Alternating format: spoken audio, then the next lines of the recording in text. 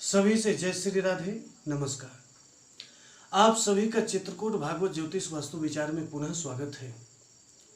नवरत्नों की जानकारी के क्रम में आज हम आपको मंगल ग्रह का जो रत्न है मूंगा कोरल, उसकी जानकारी प्रदान करेंगे और पूर्ण जानकारी आप पहचान भी उसकी समझेंगे और धारण विधि को भी समझेंगे।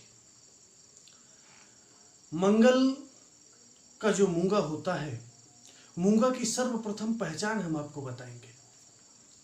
मूंगा को जो है कच्चे दूध में अगर हम मूंगा डालते हैं तो उस दूध में जो लालिमा दिखती है असली मूंगा की पहचान है। अगर हम मूंगा को खून में डालते हैं, खून के बीच में डालते हैं, तो मूंगा के आसपास जितना भी ब्लड होगा, खून होगा, वो जम जाता है। ये भी असली मूंगा की पहचान है। मूंगा को अगर हम रुई में, कपास में रख करके धूप में रखते हैं तो उस कपास में आग लग जाती है। ये असली मूंगा की पहचान है।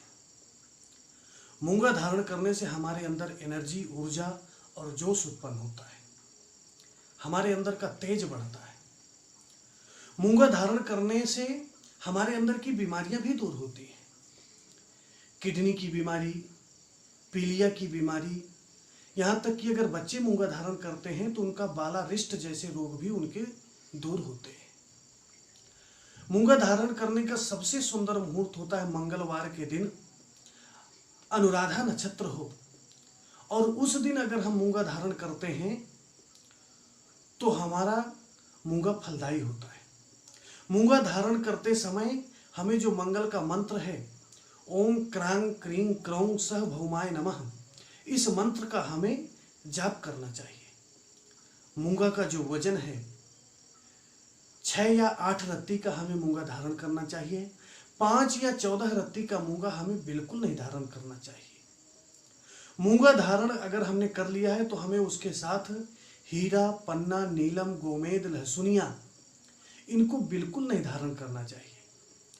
अगर हम मूंगा नहीं धारण कर पा रहे हैं तो उसकी जगह हम उसका उपरत्न धारण कर सकते हैं। यानी हम विद्रुम मणि धारण कर सकते हैं, संग मूली धारण कर सकते हैं, ज्योति रस धारण कर सकते हैं। ऐसे उपरत्न धारण कर सकते हैं। मूंगा धारण करने के लिए हमें सोने में धारण करना चाहिए। सोना ना हो तो तांबे में भी हम धारण कर सकते हैं। मूंगा अनामिका उंगली में धारण किया जाता है। अनामिका उंगली हो, मध्यमा के बगल की अनामिका उंगली, तो उसमें हमें धारण करना चाहिए। इसके अलावा अगर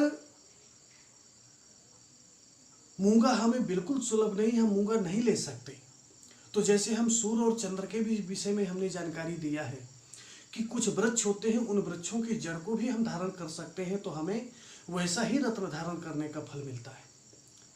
मूंगा मंगल का जो वास है, अनंत वृक्ष होता है जिसे हम नागजीवा का भी वृक्ष बोलते हैं। उसकी जड़ को हम लाल कपड़े में बांध करके अगर धारण कर लें तो निश्चित रूप से हमें मूंगा धारण करने का ही फल होता है, क्योंकि उसकी जड़ में मंगल का वास होता है।